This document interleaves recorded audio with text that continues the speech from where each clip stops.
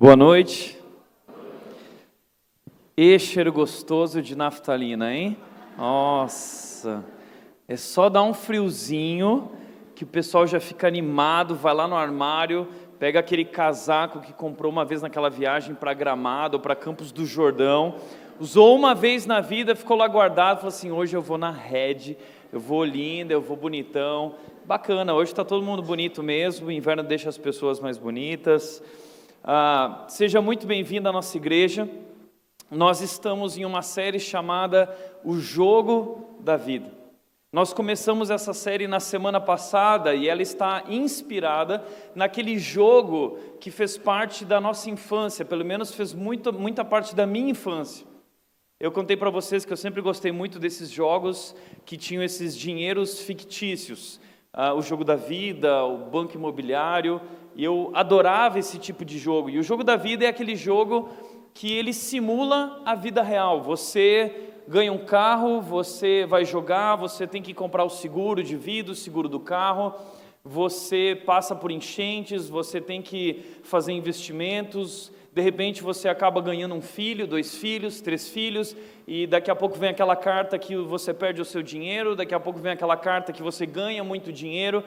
Então, é um jogo que marcou a minha vida, talvez marcou a sua vida também, e é interessante, nós vimos isso na semana passada, que o objetivo do jogo é no final você se tornar um milionário. Então quem ganha o jogo é aquele que tem mais dinheiro, no final todo mundo conta, e quem ganhou se torna um milionário, e quem não ganhou se torna um fracassado, tá bom? Então existem 2 objetivos no jogo, ou você termina como um milionário, ou você foi à falência, ou você é um nada, ok? Nós contamos algumas experiências aqui, quando nós fomos jogar o jogo, foi muito interessante. Às vezes eu fico pensando que não deveria ser o jogo da vida, deveria ser o jogo da morte, porque o Thiago e a Gabi sofreram tanto quando perderam de mim e da Nath no jogo da vida, que esse jogo também é perigoso. Mas é interessante que isso vai sendo inculcado na nossa mente desde crianças, que o objetivo da vida é ter muito dinheiro. Num jogo, numa brincadeira, nós vamos aprendendo isso e ao longo da vida isso vai sendo confirmado pela mídia, pela televisão, pelas revistas, pelos livros. Torne-se um milionário, o segredo da mente milionário, alcance o seu primeiro milhão até os 30 anos de idade, alcance seu primeiro milhão até os 40 anos de idade. E assim nós vamos vivendo numa cultura que diz que a vida é sobre ter muito dinheiro. Por isso nós temos falado sobre isso, sobre essa corrida pelo dinheiro, essa corrida pela riqueza e quão perigosa ela é. Quão perigosa.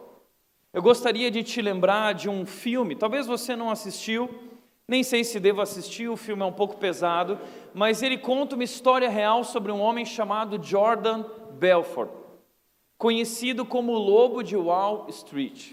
Esse não é apenas um filme, é uma história real. E o Leonardo DiCaprio interpretou esse homem chamado Jordan Belfort, um homem muito rico. Ele ganhava 12 milhões de dólares a cada 3 minutos. Ele acumulou muito dinheiro, uma fortuna de 8 bilhões de dólares. E ele aproveitou todo esse dinheiro. Ele aproveitou em festas, ele aproveitou em noitadas, ele aproveitou com muitas drogas, iates, carros, aviões, e ele acabou sendo preso, acusado de fraudar os seus investidores. E ele perdeu tudo, Hoje ele está livre e ele fala muito sobre isso, é interessante a história dele. Mas veja o que ele disse: eu experimentei todas as drogas que você pode imaginar, com os mais variados tipos de efeitos, mas a maior e a que mais me viciou foi o dinheiro. Foi o dinheiro. Veja, esse alerta é o alerta que Deus nos traz através da sua palavra. A Bíblia fala muito sobre dinheiro. A Bíblia diz que o amor ao dinheiro é perigoso, é a raiz de todos os males. Foi sobre isso que nós falamos semana passada, sobre os perigos do dinheiro, o que está em jogo na nossa vida, o alto preço. A Bíblia fala muito sobre isso porque praticamente 70%, 80% dos nossos problemas estão ligados à área financeira. Por isso a Bíblia fala tanto sobre isso. Talvez você fique pensando assim, eu não gosto de ir na igreja porque a igreja quer o meu dinheiro, porque Deus ele vai querer o meu dinheiro, o pessoal vai ficar... Não é isso. Deus não precisa do seu dinheiro. Entenda uma coisa, Deus não quer algo de você. Deus tem algo para você, Deus tem algo para a sua vida, Deus tem um plano maravilhoso para a sua vida, Deus quer abençoar você. É por isso mesmo que Ele fala tanto sobre o dinheiro, porque Ele sabe o quão perigoso é o dinheiro. O dinheiro, ele vicia, o dinheiro, ele nos possui, o dinheiro, ele nos controla, e o dinheiro pode arruinar e destruir a nossa vida. Então não é errado ter dinheiro, não é errado possuir dinheiro, o problema é ser possuído por ele. Nós precisamos de sabedoria. Então hoje eu gostaria de falar sobre isso, como nós podemos possuir dinheiro sem ser possuídos por ele. Como nós podemos controlar o dinheiro sem ser controlados por ele. E muita gente tem ido fazer cursos com coaches, especialistas, e muitas vezes a gente fica imaginando, puxa, seria demais se eu pudesse fazer um curso com o Gustavo Cerbasi, um especialista de finanças, escreveu aquele livro Os Casais Inteligentes Enriquecem Juntos, um livro fantástico que eu recomendo. Talvez você pense, uau, que seria fantástico se eu pudesse fazer um curso com o Roberto Justus.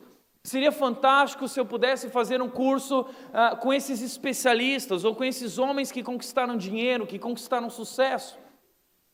Então hoje, eu vou dar para você a maior oportunidade da sua vida.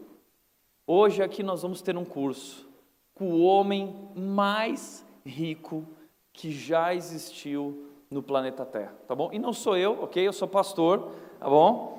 Eu não sou esse homem, mas eu gostaria de apresentar para vocês esse homem se chama Salomão, o homem mais rico que já existiu na face da terra.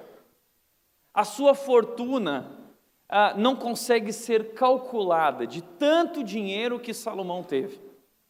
É interessante que Salomão, ele é filho de Davi, o rei Davi, e logo jovem ele assumiu o trono.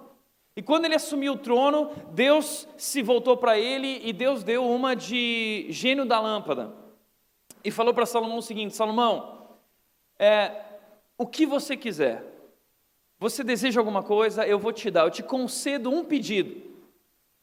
Uau, imagina isso. Você está começando a reinar, Salomão, eu estou tão feliz com isso, que eu vou te conceder um pedido. Escolhe o que você quiser. Imagine-se nessa situação, tá bom? Como a Xuxa disse, o que você quiser o cara lá de cima vai te dar, tá bom? O que você pediria? O que você pediria? Aí talvez você vire assim, eu pediria sabedoria, né? Eu vou ser honesto, eu pediria dinheiro. Deus, eu quero dinheiro, e Deus, eu quero dinheiro para poder investir na rede, né, para os nossos planos, o nosso futuro que está aí pela frente, para poder investir em pessoas, a gente usa, né, mas a nossa resposta, sem dúvida, provavelmente seria dinheiro. E é isso que foi interessante na resposta de Salomão, porque Salomão não disse dinheiro, ele viveu essa experiência real com Deus, e sabe qual foi a resposta dele? A resposta de Salomão foi: eu quero sabedoria. Deus, eu sou tão jovem, eu tenho um reino tão grande diante de mim, uma responsabilidade enorme, eu preciso de sabedoria. E Deus se alegrou tanto com a decisão de Salomão, com o pedido dele, que Deus disse: Salomão, porque você pediu sabedoria, eu não somente te darei sabedoria e te farei o homem mais sábio que já existiu, mas eu também vou te dar muita riqueza, eu vou te abençoar, e você vai se tornar o homem mais rico que já existiu. Até hoje pessoas estão encontrando as fortunas, os tesouros de Salomão. Vira e mexe, pessoas, arqueólogos fazem descobertas, e é muito interessante se você for ver, pessoas estão descobrindo as casas de Salomão, os lugares que ele construiu para os seus cavalos, os estábulos que representavam os seus exércitos. Salomão tinha muitos bens, muito dinheiro, muita coisa.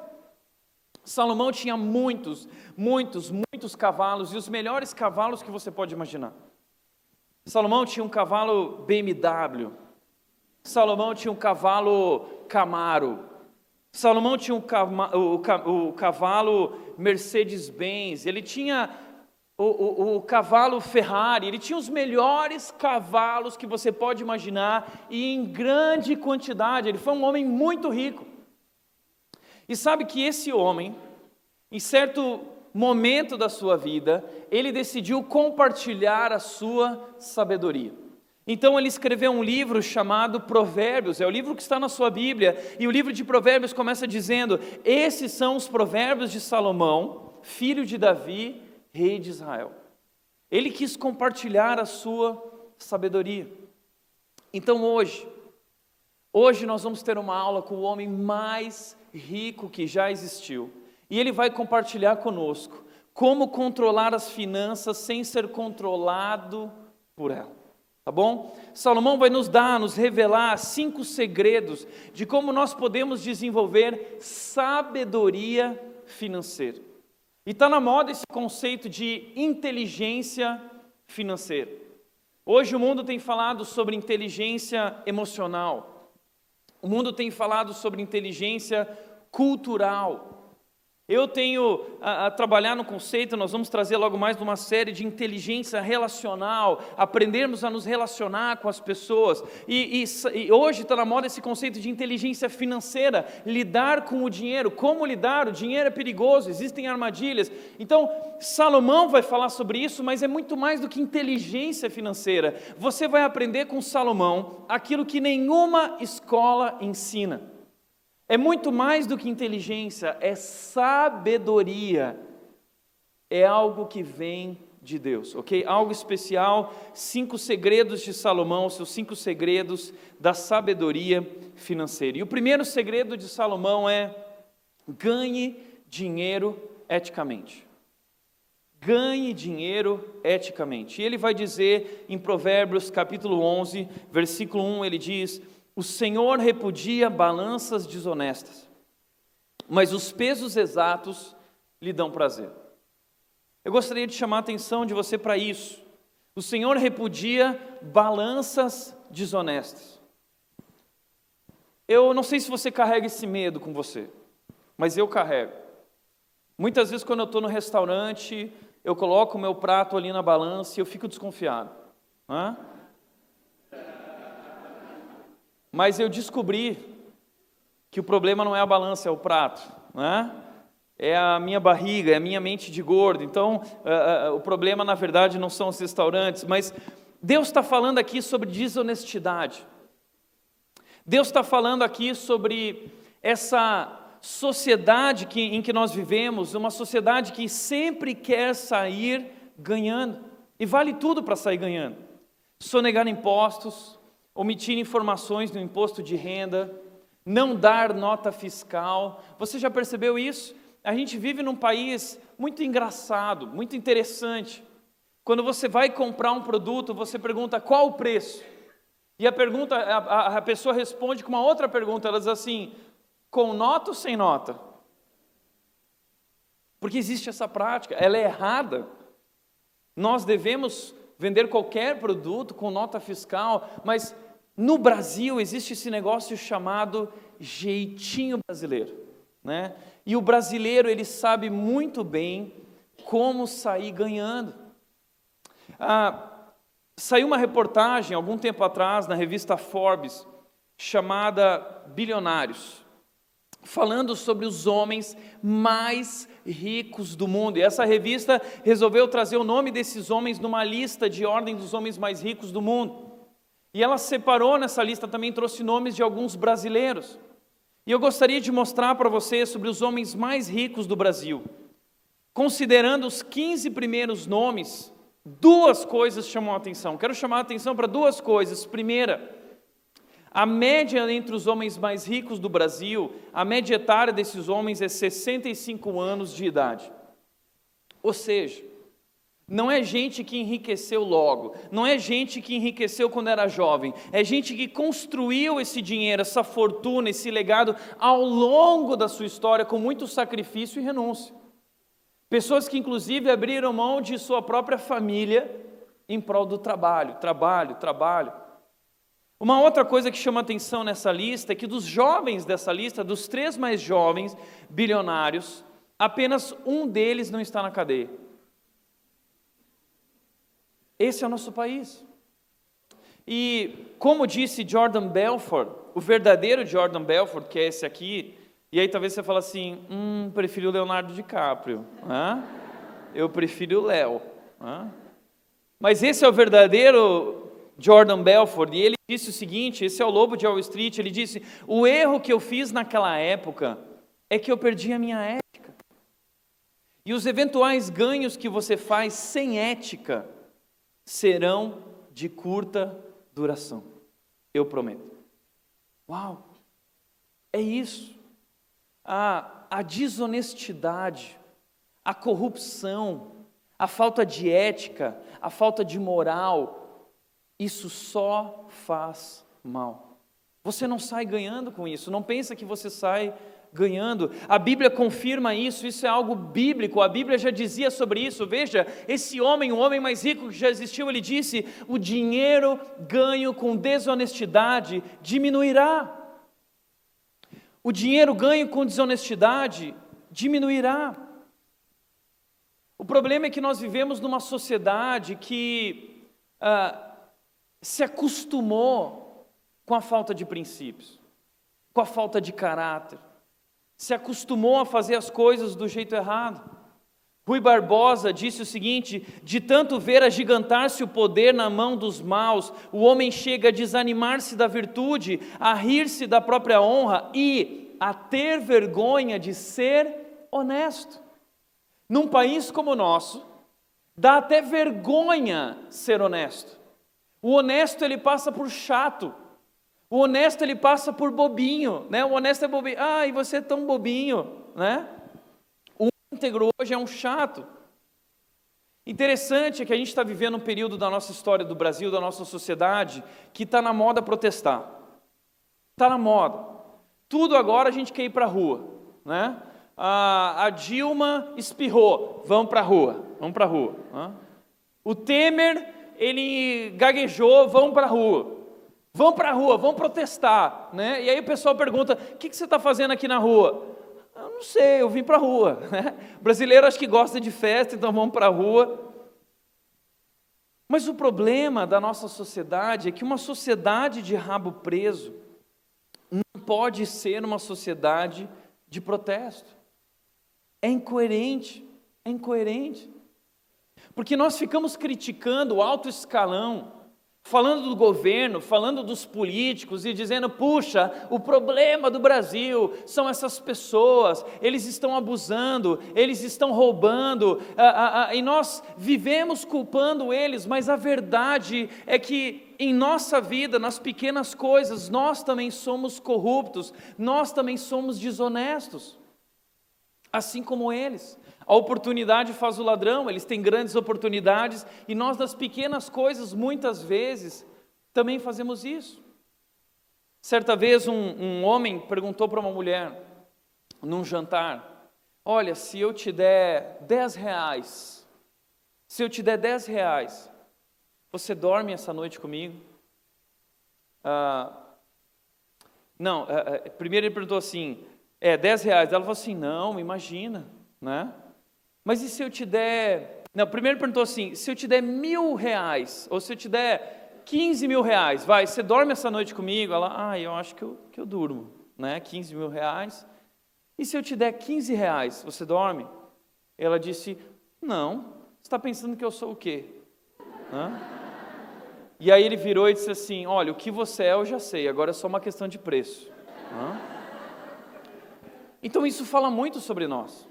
Certa vez, aquele programa o Cacete e Planeta foi procurar os brasileiros na rua, e ele perguntou, qual é a sua opinião sobre o Brasil, a corrupção? Eu acho que isso e tal. Aí o cara falava assim, se eu te der R$200, você muda de opinião agora? Mudo, pode dar, não é? Esses somos nós. Eu fui fazer um passeio algum tempo atrás, a gente foi atrás de algumas coisas na Santa Efigênia, lá em São Paulo, com a equipe pastoral, e a Santa Efigênia é uma tentação, né? É uma tentação. E agora na Santa Efigênia tem um produto que está na moda no Brasil inteiro, porque fez sucesso aqui no Brasil, que é aquele aparelhinho que libera todos os canais do universo. Já viu esse aparelhinho? Então agora você já está interessado. Tiago, fala o nome. Deixa eu anotar. Nunca anotou a pregação, mas hoje vai anotar, né?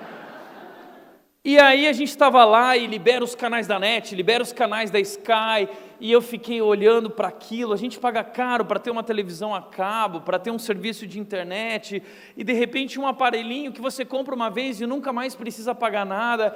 E eu virei para o Cata e eu falei assim, nossa Cata, que interessante esse produto, né?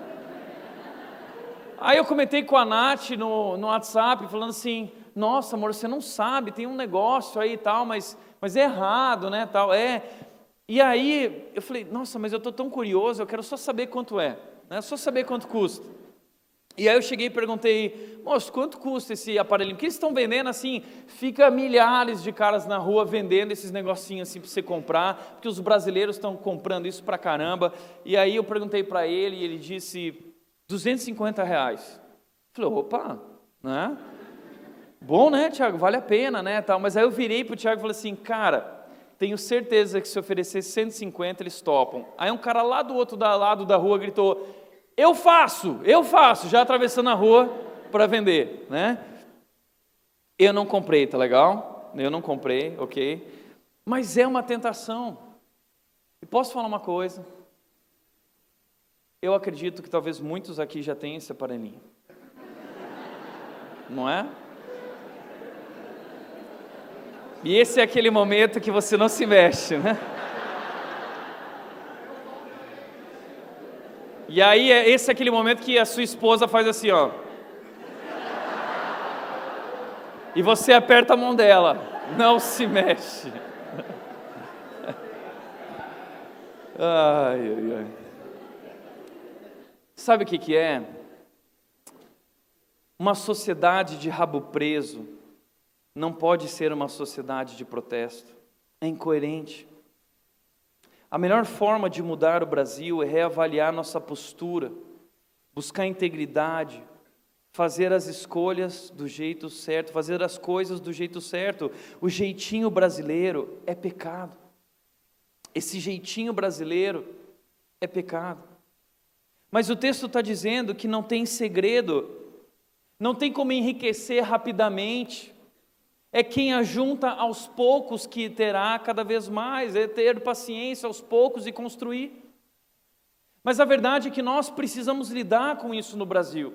A gente precisa começar a mudar essa cultura, influenciar a nossa cultura, se posicionar diante dessa cultura. Como disse a Raquel Sherazade no livro dela, chamado O Brasil Tem Cura. Eu sou muito fã da Raquel Sherazade, e ela disse o seguinte, há uma forma de mudar o Brasil, mudando os brasileiros.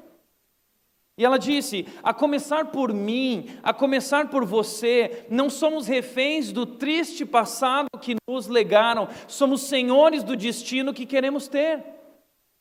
E ela diz, há um versículo inspirador da Bíblia que sempre me estimula a perseverar quando as coisas parecem irremediavelmente perdidas. Não se amoldem ao padrão deste mundo, mas transformem-se pela renovação da sua mente. Uau! É assim que nós precisamos reagir e mudar tudo isso. Parar de reclamar e começar a se posicionar com integridade, com caráter. A mudança começa por baixo, a mudança começa por nós. Mas aí talvez você diz, mas Tiago, assim, desse jeito, nesse sistema, ninguém resiste. Se eu tiver que pagar tudo isso, o meu negócio não vai resistir. Eu não vou conseguir ir adiante. E aí você abre mão da fé, você abre mão da ética, você abre mão dos seus princípios. E aí você começa com essa desculpa, não, mas eles vão roubar lá em cima, então por que eu vou dar dinheiro para eles, eu vou sonegar imposto, porque igual eles vão roubar. Só que uma coisa não justifica a outra. Uma coisa não justifica a outra, não se conserta um erro com outro erro. Jesus disse, quando Jesus veio e disse que ia começar um novo reino, todo mundo falou assim, então a gente não precisa mais pagar imposto para César. Jesus disse, opa, calma aí, dai a César o que é de César. Nós temos deveres civis, responsabilidades civis, nós devemos cumprir, respeitar, e nós precisamos ter coragem para nos posicionarmos e para fazermos a diferença. Porque lá fora, de fato, tudo nos desencoraja. Mas eu quero te convidar a não olhar para o lado, a não esperar o vizinho começar a agir para você fazer o que é certo. Não esperar surgir o político honesto para você desenvolver integridade. Não espere uma revolução externa para você mudar internamente. Não espere do outro aquilo que você mesmo pode fazer. A começar por mim, a começar por você. Então nós precisamos mudar isso, a começar por nós. E aí talvez você diz, mas Tiago, então como nós vamos crescer? Como nós vamos lidar com isso? E Salomão diz, ele traz a dica, ele diz o seguinte, você quer crescer financeiramente, saudavelmente? Então a resposta é a seguinte, quem trabalha a sua terra terá fartura de alimento, mas quem vai atrás de fantasias não tem juízo. Salomão está dizendo, o segredo para você chegar lá é muito trabalho. É muita dedicação. Querer ser bem-sucedido sem trabalhar é como querer colher sem plantar. E ele diz, tem muita gente que vai atrás de fantasias, não é mesmo? Tem muita gente que está correndo atrás de fantasia. Quando o Facebook mostra lá, alcance mais resultado com menos esforço. Você já procura. Ganhe 20 mil reais por mês sem sair de casa. Né? Parece que a gente tem dentro de nós esse anseio por essas ilusões, por essas fantasias do enriquecimento rápido. Isso é ilusão, isso é fantasia, isso é não ter juízo. Então deixa eu te falar uma coisa. Aquela história que o Joãozinho plantou uma árvore, né, um pé de feijão, e a árvore cresceu, e aí ele subiu, e ele encontrou um gigante lá, e ele driblou o gigante, ele descobriu a galinha dos ovos de ouro. Eu quero te dar uma notícia muito triste. A galinha de ovos de ouro não existe, tá bom? Não existe. O Papai Noel também não existe, se não te falaram até aqui. O coelhinho da Páscoa também não existe, tá legal? Mas existe um negócio que se chama trabalho, que se chama excelência, que se chama dedicação. Portanto, toma cuidado com essas propostas fantasiosas de enriquecimento rápido, desses atalhos, desses caminhos mais fáceis. A Bíblia diz, o sábio disse, Salomão disse em Provérbios 14:15, o inexperiente acredita em qualquer coisa. O inexperiente é bobinho, está sempre procurando essas propostas enganosas. A internet está cheio, você entra num site e está escrito assim, tudo que os médicos não querem que seja divulgado na internet, né? O que o mundo inteiro está preocupado que vaze na internet, porque você vai enriquecer rapidamente. E você vai lá, como se você tiver... É uma fantasia, é uma armadilha. Mas o Salomão diz, o homem prudente, ele vê bem onde pisa. Então não tem segredo. Não tem segredo. Não tem atalho para o sucesso. O caminho do sucesso é a excelência. É trabalhar bem a sua terra. É suar, é ralar, é trabalhar, é se dedicar, é se esmerar, é buscar aperfeiçoamento. E você sabe que, nesse sentido, tem algumas pessoas que eu admiro muito, nessa questão de que alcançaram o sucesso trabalhando, ao longo de uma jornada, fazendo as escolhas certas, planos bem elaborados. Uma das pessoas que eu mais admiro é a minha esposa. Eu admiro muito a Nath. E aqui na Rede é diferente, né? Tem muitas igrejas que a mulher do pastor é pastora, tá? Aqui na Rede não é assim. Aqui na Rede, a Nath é a esposa do Tiago. E na Bíblia também é assim, tá bom? As mulheres dos discípulos, dos apóstolos, não eram apóstolos, tá bom? Então, aqui é assim. E a Nath, ela é fotógrafa, ela tem um negócio dela. E eu acho muito legal, porque muita gente olha, talvez, para ela hoje e fala assim, uau, que legal, como eu gostaria de ser fotografada pela Nath, ou como eu gostaria de poder ser uma cliente da Nath. Ela tem hoje uma fidelidade de clientes, de pessoas, ela conquistou isso com muito trabalho. Muita gente, nossa, que fácil, nossa, tudo aconteceu de repente. Não. Eu gosto muito da história da Nath, quando ela me conta que quando ela tinha 13 anos de idade, ela ganhou uma câmera fotográfica dos pais.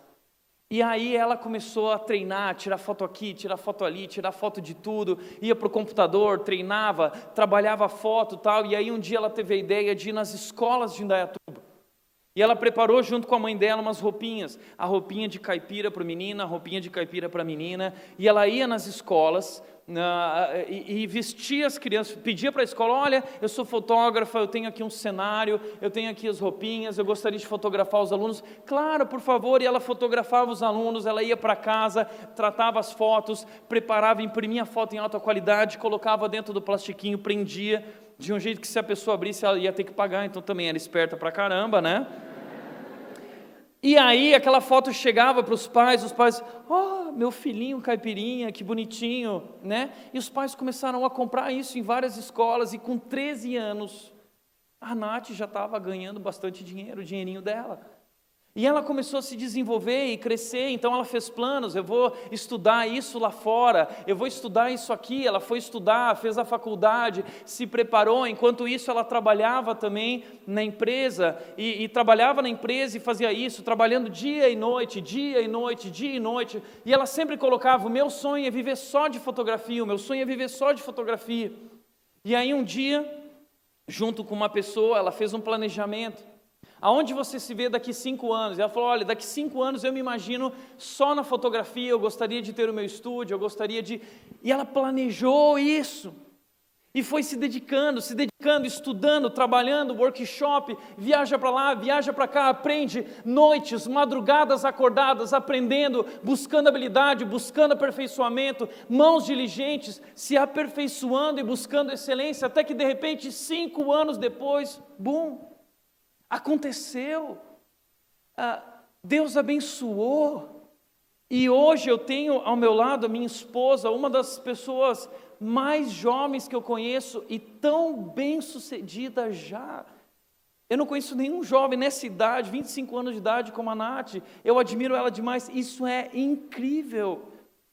Mas é isso, não existe segredo, a vida é uma construção do dia a dia. Se você não é uma pessoa que gosta de segunda-feira, se você é aquele tipo de pessoa que não gosta de segunda-feira, então, meu amigo, você tem um problema sério. Se você for aquela pessoa que nunca se dedicou em nada, então você tem um problema sério, porque Salomão está dizendo que o segredo é, quem trabalha a sua terra vai chegar lá. Eu lembro que Salomão, ele disse o seguinte, Provérbios 14:4, onde não há bois o celeiro fica vazio, mas da força do boi vem a grande colheita. Ele está falando sobre investimento. Você quer ter uma colheita, você vai plantar, você precisa do boi para arar a terra. Invista no boi. Eu lembro que quando a gente foi casar, a gente sempre conversou muito sobre essas coisas, eu adoro esse tipo de coisa. Eu faço isso também na Rede, a gente planeja muito, trabalha muito.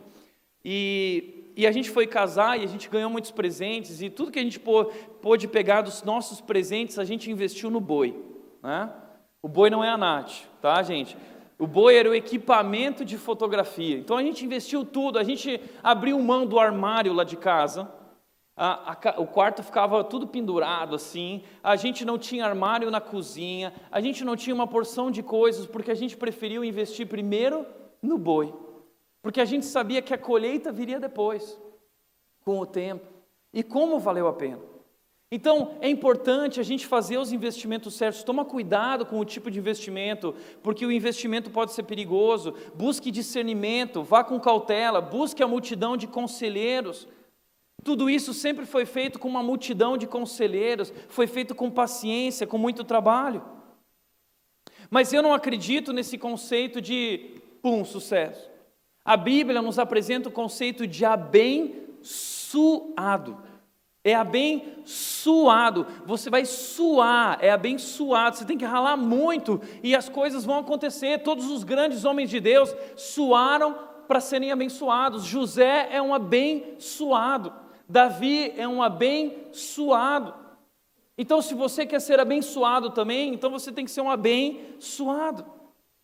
Invista em aperfeiçoamento, invista na excelência, invista em crescimento. Provérbios 10:4 diz: as mãos preguiçosas empobrecem um homem, porém as mãos diligentes lhe trazem riqueza.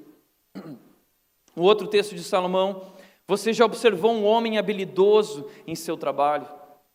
Será promovido ao serviço real. Esse é o segredo do crescimento, esse é o segredo da promoção. Você quer crescer, você quer ter uma promoção, você quer chegar lá, observe um homem habilidoso. Excelência. Recentemente eu tive numa conferência em Chicago em que um dos maiores palestrantes do mundo, um empresário, ele disse o seguinte, que o mundo inteiro chegou à conclusão de que o sucesso não depende de talento, de genética ou de oportunidades. O sucesso depende de uma coisa só: excelência, treinamento, dedicação. Existe um livro que recentemente me apresentaram chamado A Ciência da Excelência. As pessoas estão estudando esse negócio chamado excelência, porque a excelência tem um alto poder. A excelência faz as pessoas atingirem níveis que extrapolam os limites do ser humano. A excelência é um segredo, é algo que Deus nos deu para que a gente possa crescer. Então o sucesso não tem atalhos, a excelência é o caminho do sucesso. Não existe atalho. Trabalho. Mas cuidado, Salomão também alerta dizendo, não, existem limites, também não perca a sua saúde, não perca a sua família. Existe um limite para tudo isso. E nós precisamos aprender a respeitar esses limites. Eu gosto muito da história do Flávio, eu sempre conto essa história, ele adora quando eu conto, né? Ele fica lá todo, né? Olhem para mim é zoeira, brincadeira, né?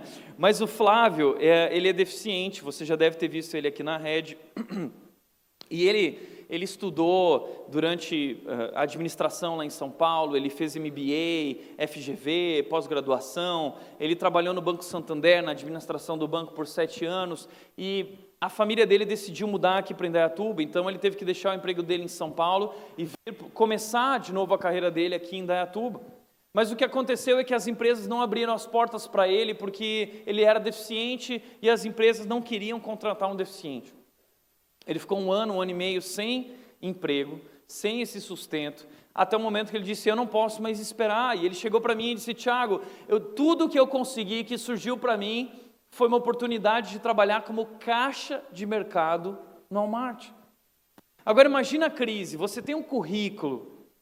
O Flávio, ele fala italiano, ele fala inglês, mal e mal português, né? Mas imagina você ir trabalhar de caixa de mercado do Walmart. Mas ele veio perguntar para mim, eu disse, Flávio, vai com tudo e dá o teu melhor. Não existe trabalho insignificante.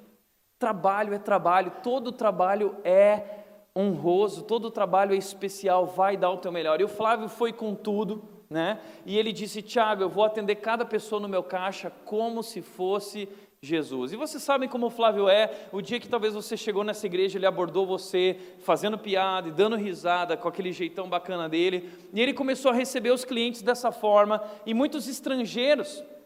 E o Flávio foi funcionário do mês e se destacou. E muitos estrangeiros, quando procuravam um mercado aqui em Indaiatuba, eles procuravam um mercado, qual que eu vou? O Walmart, que é o que eles conhecem, eles iam lá. E o único caixa que falava inglês ou falava a língua deles era o Flávio. Então eles passavam por ali, fazia fila. Um dia o Flávio estava atendendo uma dessas pessoas e a pessoa de trás viu o atendimento dele e ficou impressionado. E perguntou para ele, peraí, o que está acontecendo aqui? Como um cara tão capacitado como você está aqui? E aí o Flávio contou a história dele, mostrou a cadeira de rodas, a situação, e esse homem disse, me dá o teu contato. E esse homem era um dos diretores da John Deere.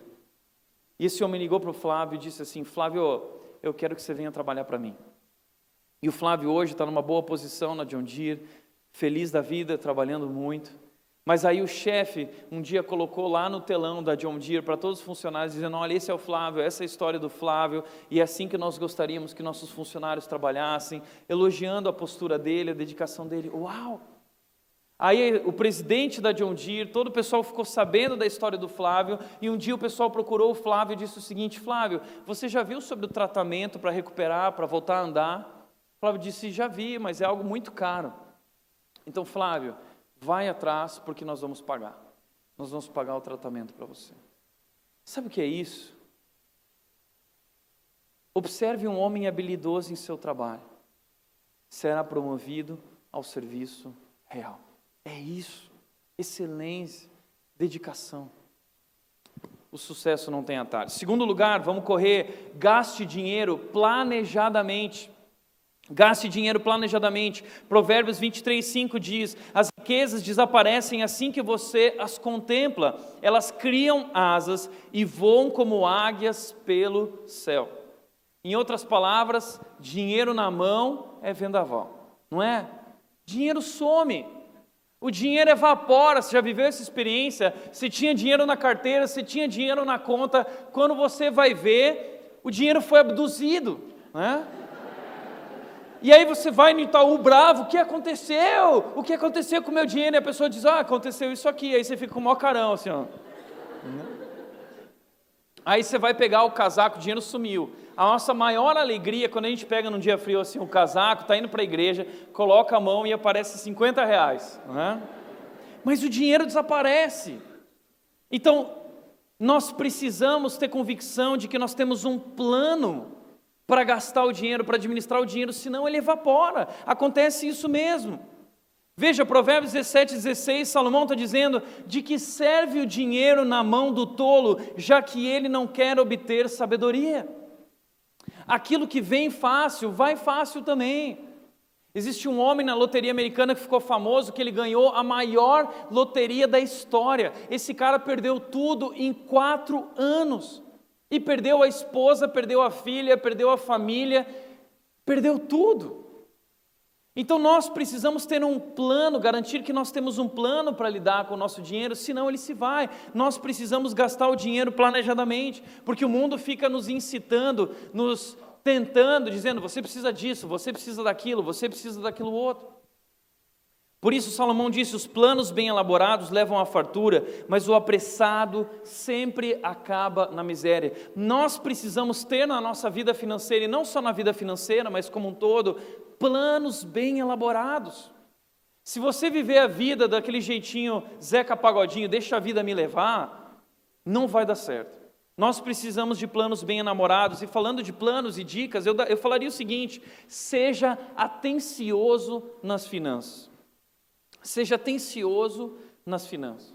Porque a gente muitas vezes não quer falar de dinheiro, porque a situação está tão ruim. E porque a gente não quer nem entrar na internet lá para ver a conta, porque está tudo tão vermelho, tem sangue escorrendo da tela do computador. Então você fala assim: não, eu não vou conseguir dormir, e eu quero curtir, eu quero sair da igreja, ir lá comer a minha pizza e viver como se nada tivesse acontecendo. O problema é que o leão está lá devorando tudo e destruindo tudo. Então você precisa encarar a realidade e lidar com isso o quanto antes, resolver isso, entrar em ação e ter um planejamento para resolver isso. Salomão disse em Provérbios 27:23: esforce-se para saber como suas ovelhas estão, dê cuidadosa atenção aos seus rebanhos, pois as riquezas não duram para sempre. Esforce-se para saber como está as suas ovelhas. Agora, imagina trocar ovelha, que a gente não trabalha com ovelha aqui, talvez alguém trabalhe, não sei, tirar rebanho e a gente trocar isso por finanças. Esforce-se para saber bem como suas finanças estão. Dê cuidadosa atenção às suas finanças, pois as riquezas não duram para sempre. Seja atencioso nas finanças, tenha uma noção do que você tem, contabilize tudo. Elabore um orçamento, é uma outra dica, você precisa de um orçamento. Talvez você nunca foi bom nisso, eu também nunca fui muito bom nisso, mas eu casei com uma esposa que é muito boa nisso.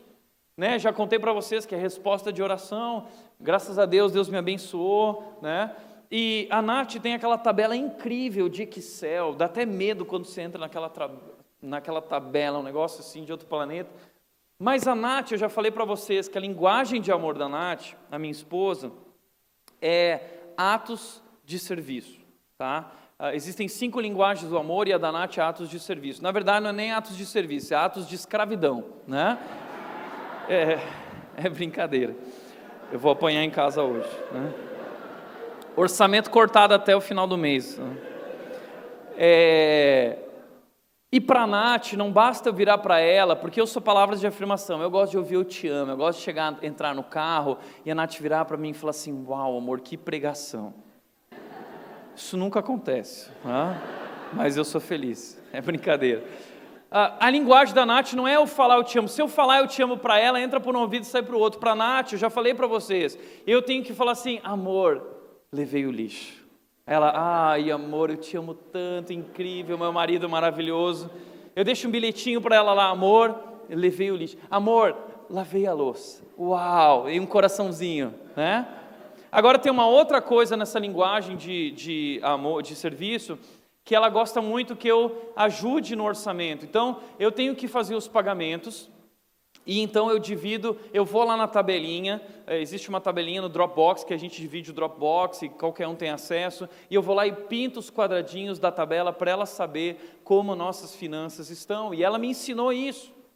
Isso é tão importante, a gente ter uma noção do que está acontecendo. Aliás, o que eu diria é o seguinte, casais, vocês precisam compartilhar isso juntos.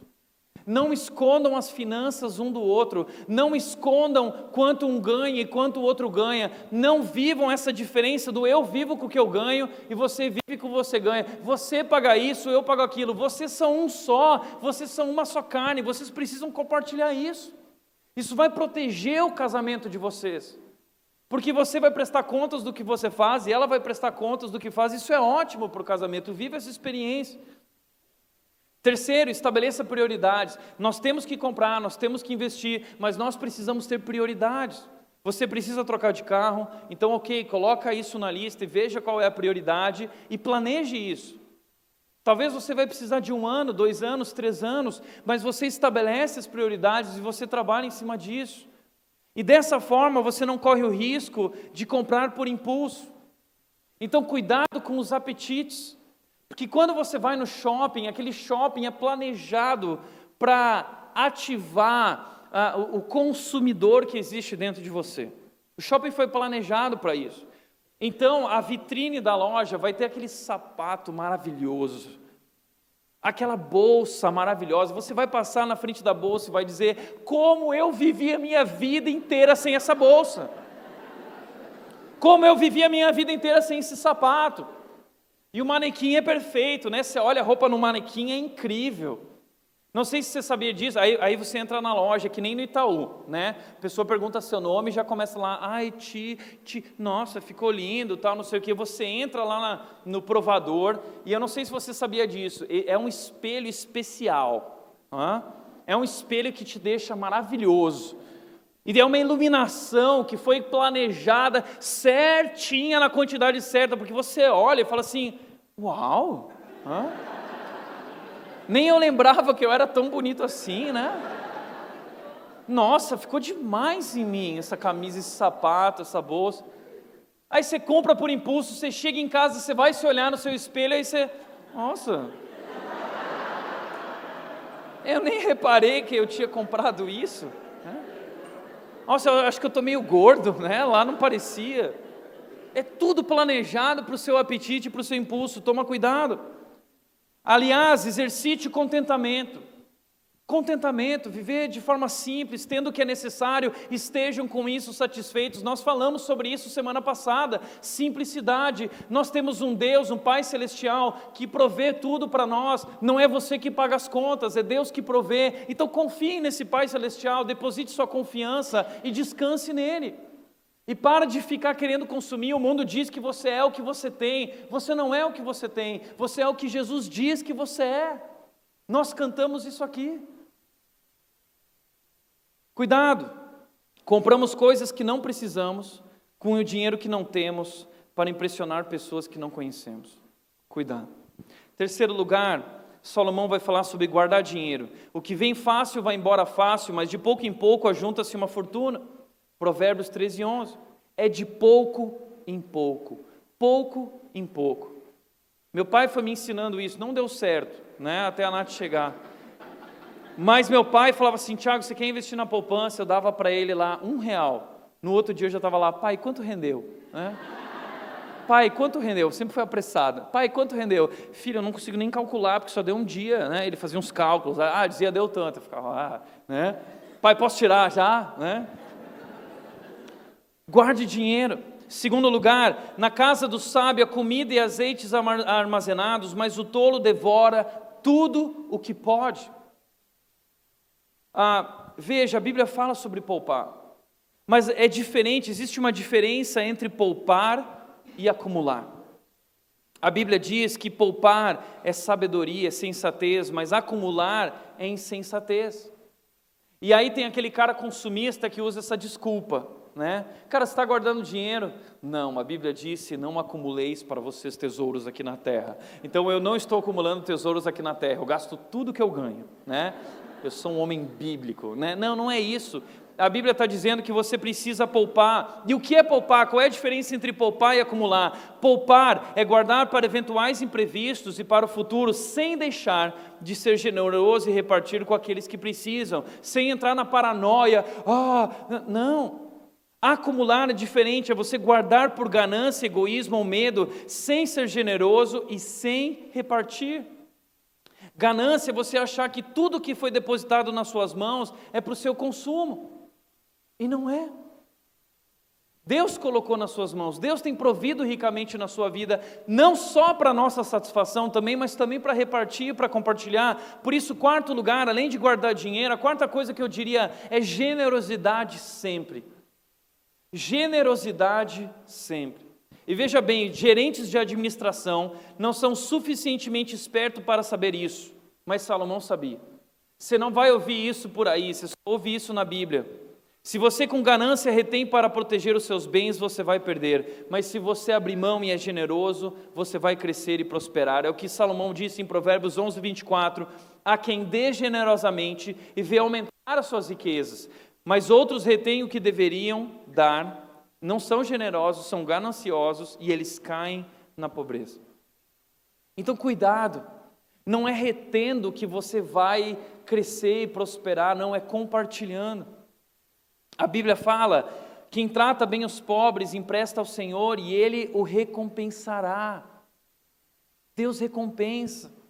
Você já viveu essa experiência de dar? Jesus falou que existe uma grande alegria em dar, e não é só um ato, é um estilo de vida, de generosidade. A Bíblia fala sobre essa questão de que nós vamos prosperar diante disso, e nós temos medo dessa palavra prosperidade, porque infelizmente ela foi estragada, usaram ela da maneira errada, as igrejas por aí estão pregando e falando sobre uma prosperidade que é diabólica. Mas esse conceito de prosperidade é algo bíblico. A verdade é que nada do que nós temos é nosso. Tudo que você tem é um empréstimo, Deus emprestou para você. E nós somos administradores, nós somos mordomos. E Ele disse que nós devemos repartir isso com aqueles que precisam e sermos generosos. Provérbios 14:31 diz: oprimir o pobre é ultrajar o seu Criador, mas tratar com bondade o necessitado é honrar o próprio Deus. Então a prosperidade está ligada à generosidade. Generosidade é a nossa teologia da prosperidade. A gente acredita na generosidade. E a gente não é generoso para Deus nos abençoar. Nós somos generosos porque Deus já nos abençoou. Deus já nos abençoou, a Bíblia diz, com toda espécie, tipo de bênção. Deus já nos abençoou. Então nós vivemos com essa certeza de que nossas vidas estão nas mãos do nosso Pai Celestial, e nós repartimos e nós administramos, nós entendemos que assim como recebemos dele, nós também devemos compartilhar com os outros. Por isso, se você não é uma pessoa generosa, presta atenção no que disse o pastor Tim Keller. Se você não quer dar, você não entendeu o Evangelho da Graça. Você não entendeu quem você é. Não compreendeu o que Jesus fez por você, o que Jesus tem feito. Ao invés de olhar para Jesus, talvez você está tentando ser a sua própria salvação, guardando dinheiro suficiente para manter-se seguro no mundo inseguro. Mas para que você se torne uma pessoa graciosa, generosa, não olhe para a calculadora, não sente como a calculadora, olhe para a cruz. Olhe para a cruz. Você já viveu essa experiência? Eu já vivi com a Nath, a experiência de fazer cálculos na calculadora e falar assim, não, tá bom, mas vamos honrar a Deus e vamos ser generosos com tal pessoa e tal, e no final do mês as contas não batem. Mas Deus prometeu, Ele disse que iria cuidar e abençoar, provar e ver de que o Senhor é bom. O problema é que a gente quer ser bênção, mas a gente não quer abençoar. A gente vive pedindo bênção para Deus, mas a gente nunca quer ser bênção na mão de Deus. Você quer muita bênção, mas você não quer abençoar. Quinto e último lugar, quinta e última dica de Salomão. Garanta sempre que Deus é o primeiro. Garanta sempre que Deus seja o primeiro.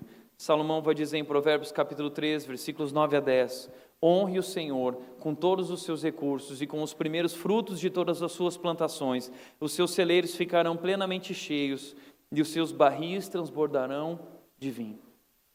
Honre o Senhor com todos os seus recursos. Nós vivemos essa mentalidade do dízimo, né, de que 10% é de Deus e 90% é meu. Então eu entrego o dízimo e eu me sinto livre. Uhul! Agora eu tenho 90% para fazer o que eu quiser com a consciência livre e leve. Não, está errado. O que Salomão está dizendo é que não é 10% que é de Deus. 100% é de Deus na nossa vida. No Salmo 24:1, o autor disse, do Senhor é a terra e tudo que nela existe, o mundo e os que nela vivem, tudo que existe no mundo e dentro do mundo pertence a Deus, é tudo de Deus, não é nada seu. Deus apenas emprestou algumas coisas para você por um tempo. E a verdade é que esse Deus está testando você. Ele colocou tudo isso nas tuas mãos para você ver como você lida com tudo isso e onde está o teu coração.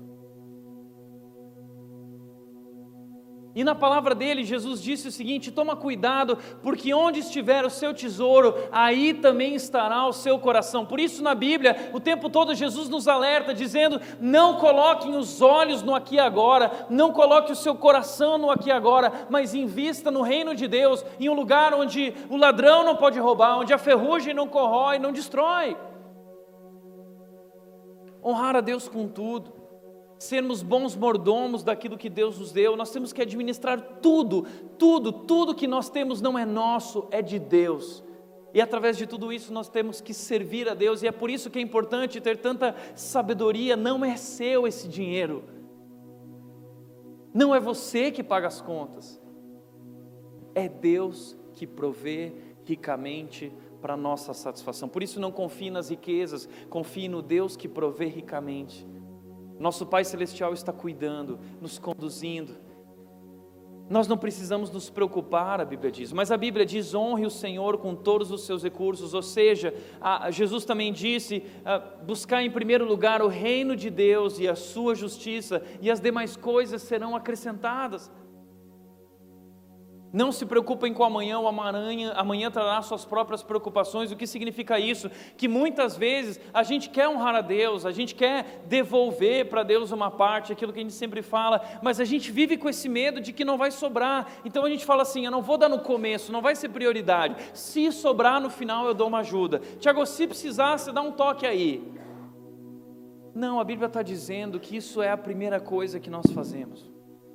Honrar a Deus com todos os nossos recursos e com os primeiros frutos de todas as suas plantações. Os seus celeiros ficarão plenamente cheios, os seus barris transbordarão de vinho. Uau! Você já viveu essa experiência? Do sobrenatural invadir a sua vida porque você é uma pessoa generosa. Faça essa experiência. Deus disse, provem a mim. e vejam se eu não vou abrir as comportas do céu e abençoar vocês. Deus está nos falando, vamos repartir, vamos compartilhar. Por isso, honrar a Deus e essa questão de dízimo, de ofertas, nós vamos falar sobre isso semana que vem. Dízimo não é o que você pensa. O que é dízimo? A gente vai falar sobre dízimo semana que vem, o que é isso? Então, domingo que vem vai estar vazia a igreja, né? Não. Você vai descobrir que dízimo não tem nada a ver com o que você pensa, o que as igrejas estão pregando aí, ok? Venha participar, vai ser muito bom. Mas resumindo, eu quero dizer que quando nós honramos a Deus, o que nós estamos fazendo é um ato de gratidão pelo passado. Isso mostra que eu sou grato.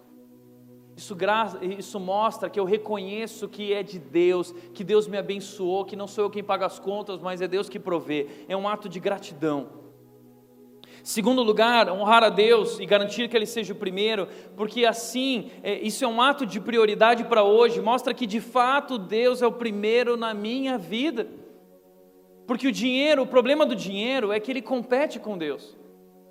Esse é o problema do dinheiro, por isso que Deus fica tão preocupado, porque o dinheiro compete com Ele. O dinheiro quer assumir o lugar de Deus na sua vida, o dinheiro quer ser o dono do seu coração. Por isso Jesus disse, ninguém pode servir a dois senhores, pois amará um e rejeitará e aborrecerá o outro. Ninguém pode servir a Deus e ao dinheiro, mas o dinheiro fica competindo, querendo tomar o seu coração e ser dono da sua vida.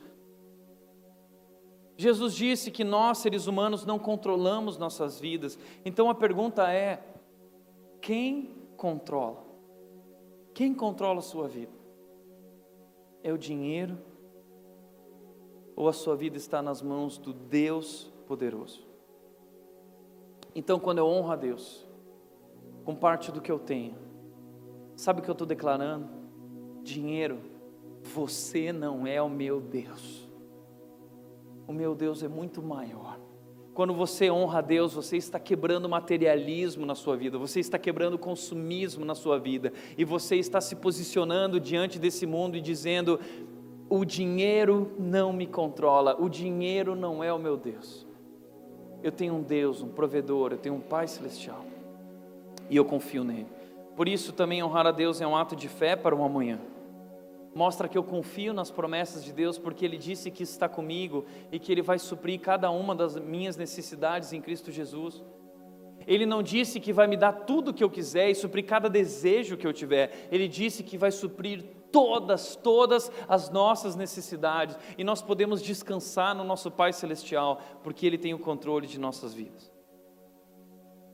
Por isso, se tudo na sua vida se resume ao aqui e agora, que pena, porque a vida é tão curta.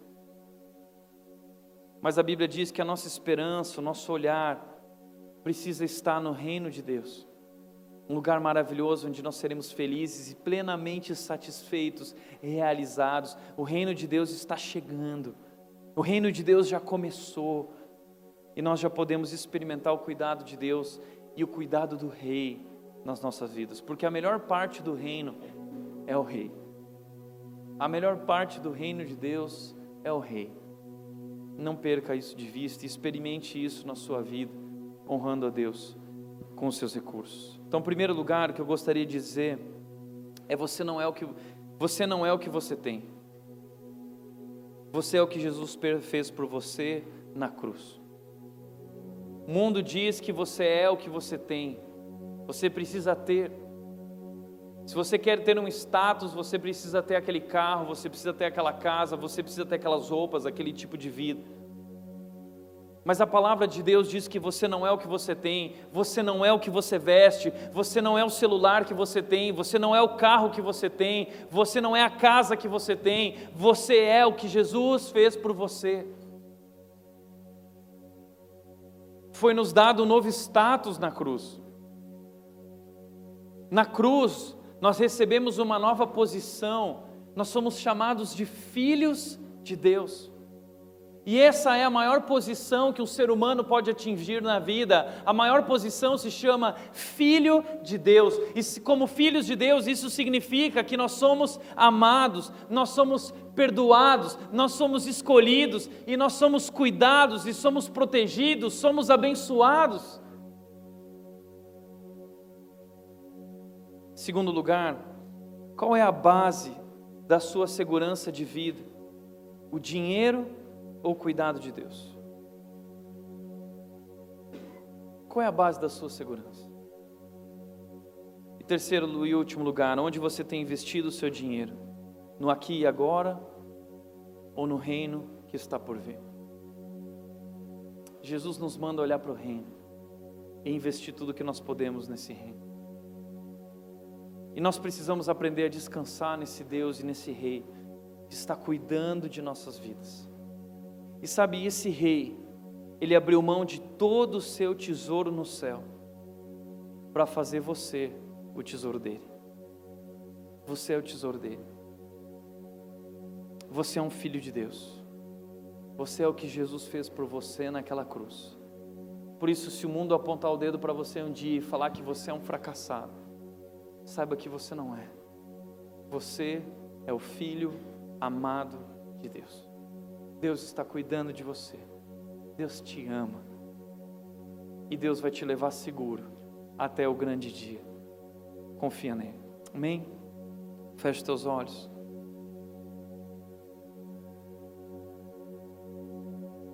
Quero te convidar a refletir um pouquinho. Como você tem lidado com o dinheiro? Ele te controla? Você foi possuído por isso? Você se enfiou em armadilhas? Quem controla a sua vida?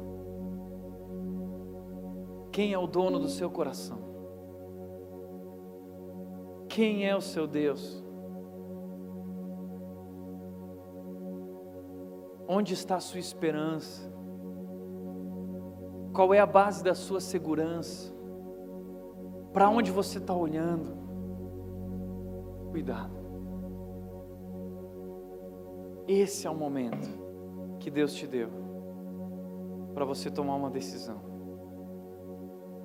e recomeçar. Porque isso é o legal de Jesus. Essa é a boa notícia.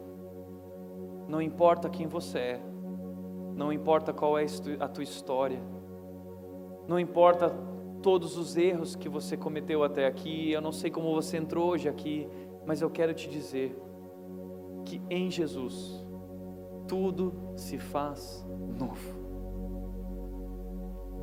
Portanto, viva o novo. Começa com uma decisão de entrega, de se render a esse Deus poderoso. O meu desejo é que hoje você possa se render a esse Deus e você possa sair daqui hoje com uma nova alegria, uma nova esperança, uma nova segurança, uma nova razão e propósito na sua vida, porque tudo nesse mundo é sobre Jesus.